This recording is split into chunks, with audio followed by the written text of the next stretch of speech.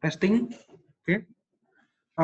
Selamat pagi menjelang siang bagi teman-teman peserta mata kuliah Hukum Keuangan dan Perizinan. Hari ini berarti adalah pertemuan ke-1, 2, 3, keempat kita ya. Karena minggu kemarin cuma ada satu pertemuan. Di pertemuan keempat ini saya akan kembali melanjutkan pada pertemuan kita yang kemarin. Dan jangan lupa seperti biasa absensi menggunakan media Google Form. Nah, jadi kemarin kita kan membahas terkait ini ya, kebijakan fiskal ya. Kebijakan fiskal, terus kemudian setelah ini kebijakan moneter. Nah, sebelum kita membahas lebih lanjut tentang kebijakan moneter, kita harus lebih dahulu sekedar mereview. Apa sih itu kebijakan fiskal? Karena nampaknya masih banyak yang masih belum mudeng ya kemarin ya. Oke, saya share. Nah,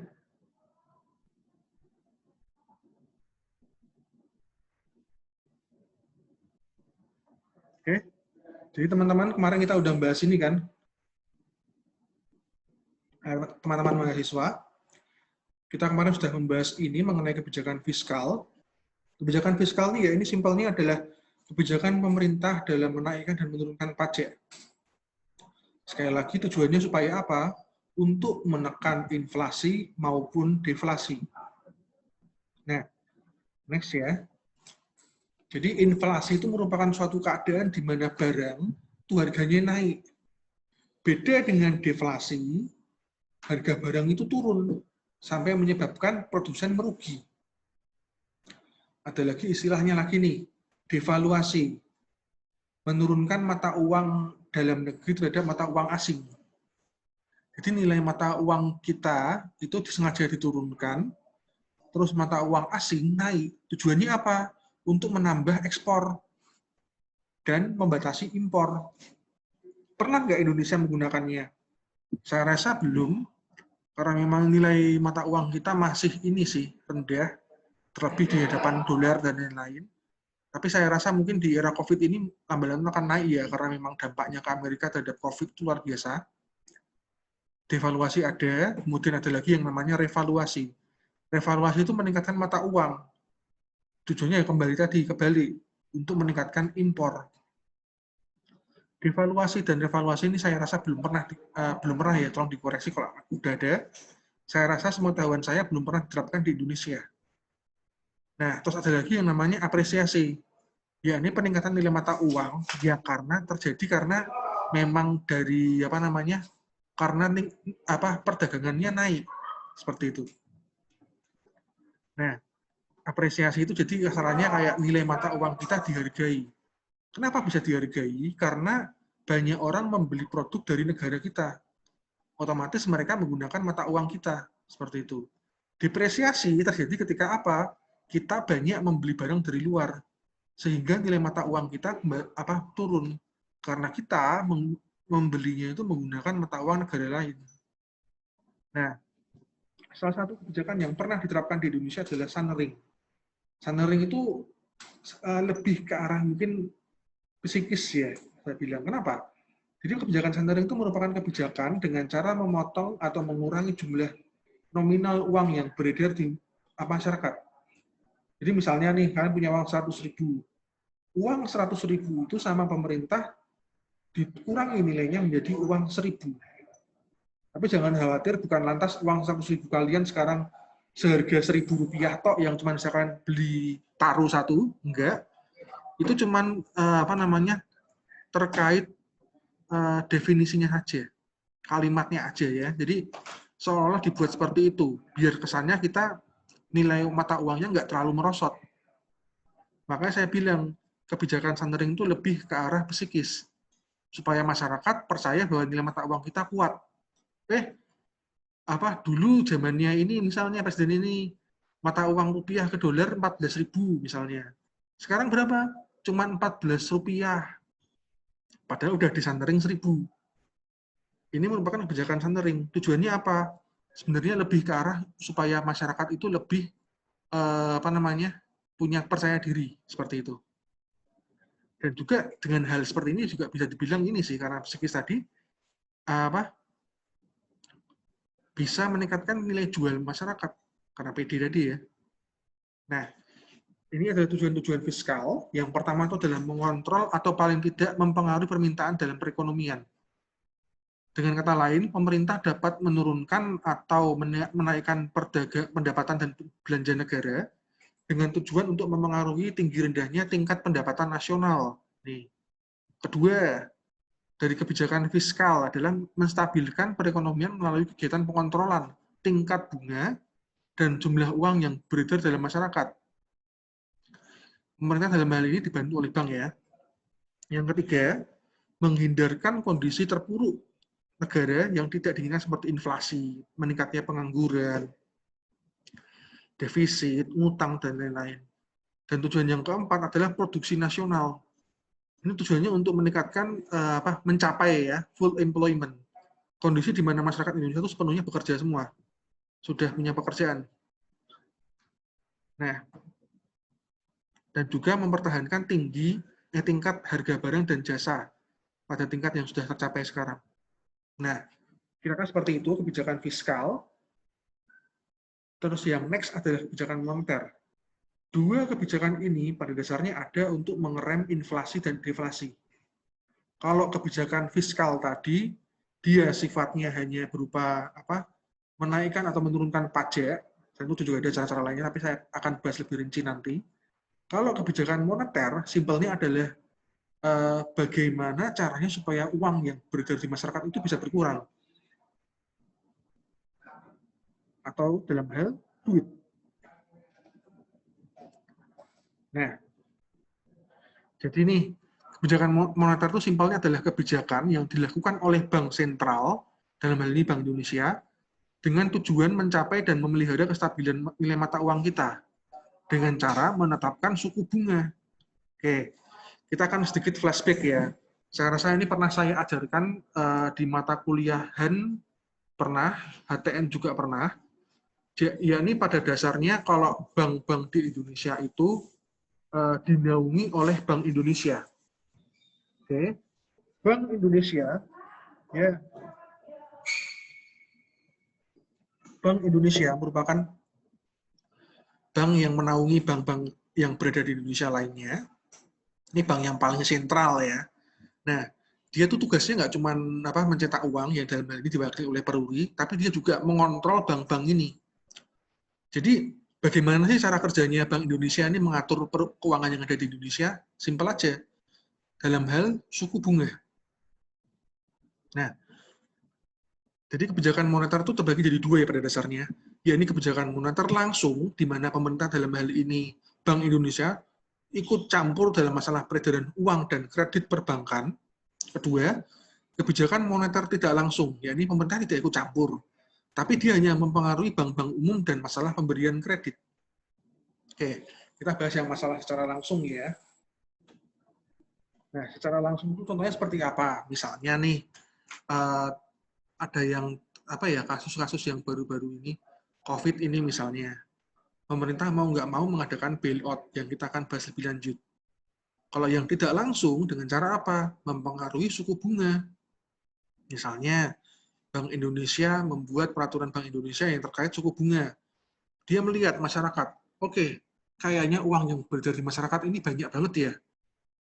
Artinya apa? Kalau uang yang beredar banyak, otomatis arus perdagangan naik. Arus perdagangan naik ini dilihat dulu, apakah dia kalau misalnya terlalu banyak, otomatis jumlah barang akan berkurang, akan menimbulkan inflasi. Maka dari itu caranya gimana? Oke, kita naikkan suku bunga. Supaya apa? Orang-orang nggak terlalu banyak membeli. Orang-orang akan melakukan deposito. Seperti itu. Beda lainnya juga, misalnya nih, suku bunganya dikurangi. Suku bunga di bank dikurangi. Kemudian apa yang terjadi? Orang-orang menarik uangnya dari bank, dipakai untuk usaha. Otomatis jumlah barang naik. Oke ya. Hal yang sama ya, suku bunga yang saya maksud di sini ya. Suku bunga yang saya maksud di sini bukan cuma suku bunga tabungan, tapi juga suku bunga kredit. Kredit di sini tentu saja sangat amat mempengaruhi banget.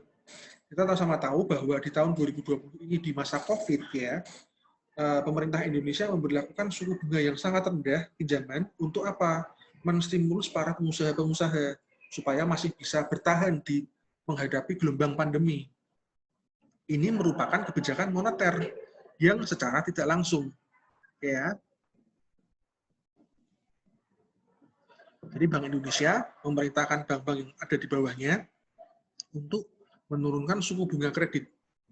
Otomatis, bahkan juga ada beberapa yang saya baca kemarin, Jokowi itu melonggarkan batas waktu peminjamannya. Otomatis bisa bernafas nih perusahaan-perusahaan tadi. Karena kalau kita mau tahu, yang ada di Jakarta misalnya ya, PSBB ini banyak banget perusahaan-perusahaan yang udah kolaps. Kenapa? Karena pegawai-pegawainya nggak diperbolehkan bekerja. Ya iyalah, coba kalau misalnya ya pekerja-pekerja yang sifatnya bisa dikerjakan di rumah nggak masalah. Nah sekarang kalau misalnya dia kayak pekerja yang bekerja di toko swalayan misalnya, atau mungkin buruh pabrik misalnya, tidak mungkin pabrik bisa bekerja tanpa buruh. Nah ini industri-industri yang perusahaan-perusahaan yang paling terkena banget nih. Maka dari itu ada keringanan-keringanan yang diberikan oleh pemerintah seperti itu. Oke, yang mana kemudian ini memunculkan pada pertanyaan pertama saya. Oke ya, pertanyaan pertama saya ini sederhana aja. Untuk yang memiliki absen ganjil, jadi pertanyaan simpel ini. Menurut kalian di era pandemi ini, di mana pemerintah memberlakukan kebijakan-kebijakan moneter ya, pengurangan suku bunga kredit dan lain-lain. Menurut kalian sudah efektif belum? Yang tadi saya ceritakan, para ganjil ya, para mahasiswa yang NPM-nya ganjil, pertanyaan saya tadi, silahkan cari menurut kalian di era COVID ini pemerintah itu dengan kebijakan moneter yang berupa mengurangi suku bunga pinjaman supaya perusahaan-perusahaan tadi katanya nanti dengan pengurangan suku bunga ini bisa bernafas. Itu efektif nggak? Mengingat ini masih masa pandemi. Soalnya kok saya sendiri, ya iya kali, misalnya pabrik dikasih insentif, tapi nggak bisa kerja. Ngefek nggak? Karena PSBB tadi ya. Masih ngefek apa nggak? Seperti itu. Coba saya tunggu pendapat kalian pada kolom absensi yang ada di Google Form seperti biasa. Nah, kita lanjut ya. Next, bagaimana caranya? Jadi, dalam mengurangi suku bunga, dalam mengurangi atau menaikkan suku bunga tadi, Bank Indonesia itu menggunakan dua cara, yaitu yang ekspansif dan kontraktif. Saya samakan dengan yang tadi ya. Saya samakan dengan yang sebelumnya.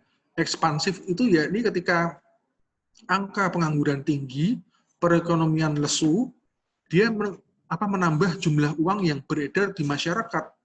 Dengan cara apa?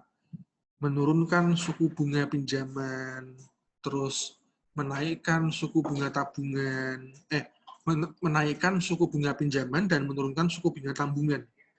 Akibatnya apa? Orang-orang jadi malas nabung pertama.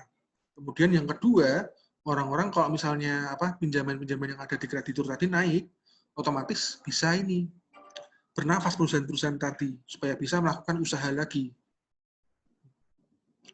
Nah, itu ekspansif. Ini yang paling sering digunakan Indonesia saat ini di era pandemi. Next adalah kontraktif. Ya, ini kebijakan yang digunakan ketika angka inflasi ini sudah sangat tinggi. Ya. Jadi nanti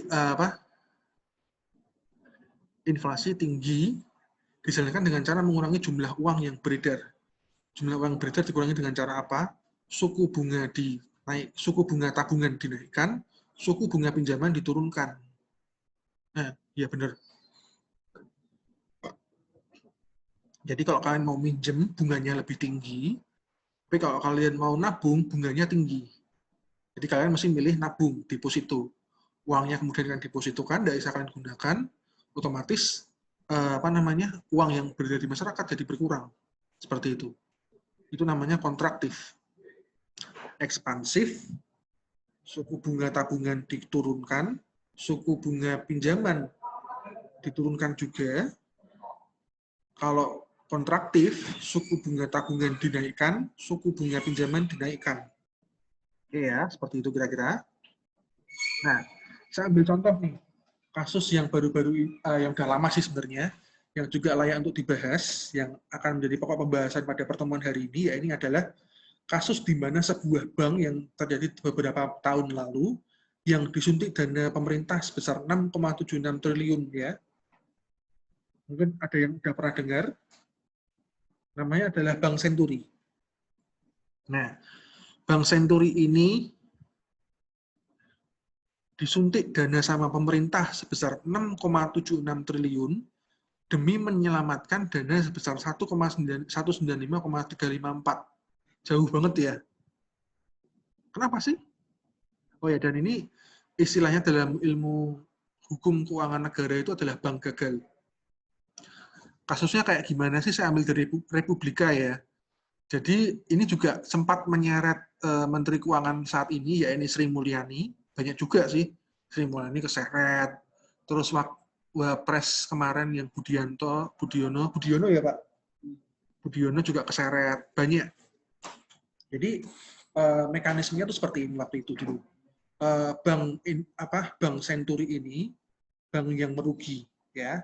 Jadi kalian belum tahu bank-bank yang kalian lihat sekarang ini, Bank Senturi lah atau mungkin Bank Mandiri dan bank-bank macam-macam, itu dalam menggunakan uang yang kalian tabung di sana dengan cara apa?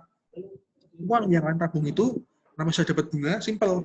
Karena uang yang kalian tabung itu dipakai bank untuk dikreditkan.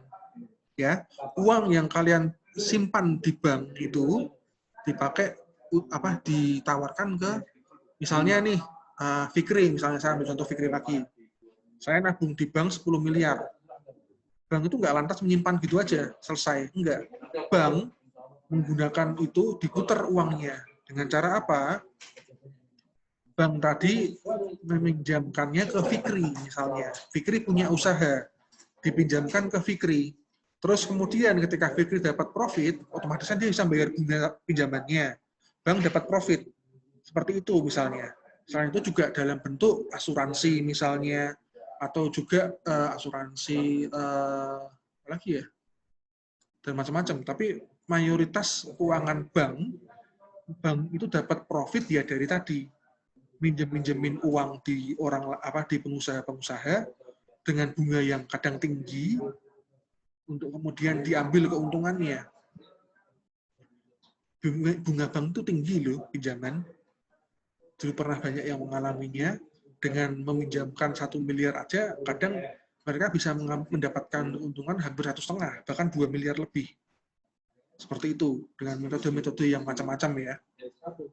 Nah, karena seperti itu. Permasalahannya, kasusnya Bank Senturi ini, waktu itu memang perekonomian sedang seret, dan lagi ada skandal korupsi ya di sini, di mana si petinggi-petinggi dari Bank Senturi ini lari bawa uang. Nah,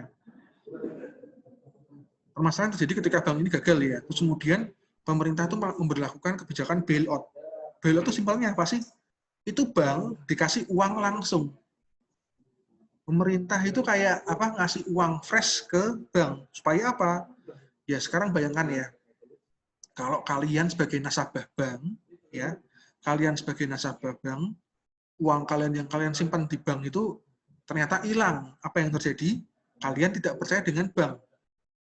Otomatis kalau ini menyebar nanti malah bisa mempengaruhi kepercayaan masyarakat terhadap bank. Padahal bank ini sekali lagi berperan vital dalam pengembangan perekonomian Indonesia dan bahkan dunia.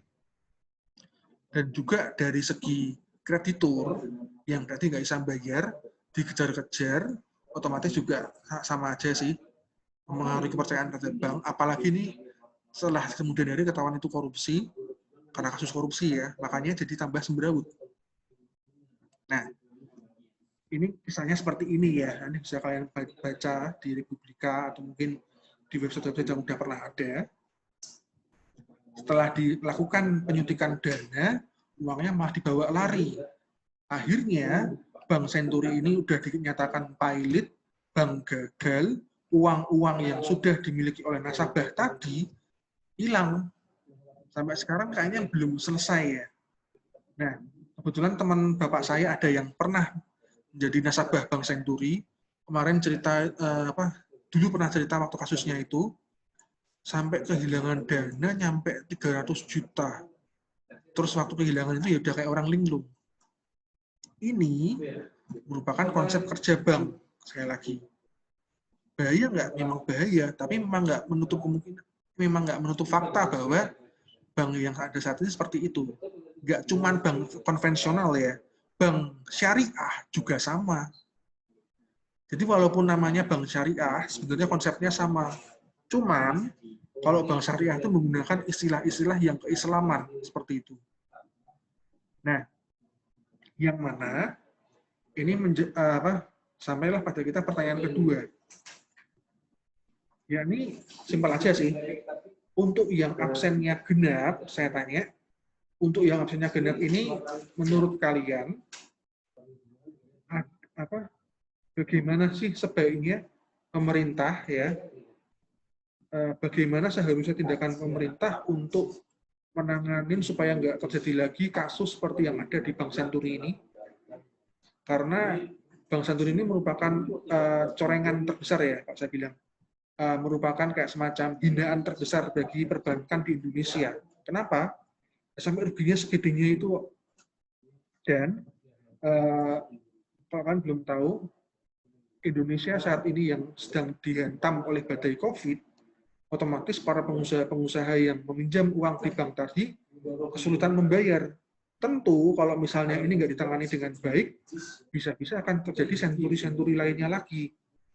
Nggak bisa bayar, otomatis kreditnya macet, bank ketika ada nasabah mengambil uangnya nggak ada. Bisa-bisa bail out lagi, duitnya keluar lagi, tambah ini, jadi kasus senturi. Jadi menurut kalian ini, para pemilih absen genap, bagaimana cara menyelesaikan masalah ini? Oke ya, saya rasa hanya itu saja. Untuk absen yang ganjil dan genap sudah semua. Saya hanya itu saja. Silahkan kalian jawab pada media yang sudah disediakan, yang dalam hal ini adalah Google Form. Kalian punya waktu yang cukup panjang, yakni 6 jam. Sekarang saya seperti itu ya kalau hukum. Waktu kalian 6 jam aja. Terhitung dari awal permulaan kuliah ini sampai 6 jam kemudian. Dan saya juga meminta bagi mahasiswa yang mungkin dalam pelaksanaan kuliah saya mungkin dia bingung terkait teknis perkuliahan ataupun materi yang saya ajarkan, jangan ragu, silakan tanya pada WhatsApp group. Dan saya juga sering sama dengan kalian pada umumnya, kalau kalian menanyakan pertanyaan pada WhatsApp group terkait materi perkuliahan yang menarik, bisa kita bahas dan yang menanyakan akan mendapatkan bonus poin. Silakan. Terus saya rasanya itu saja.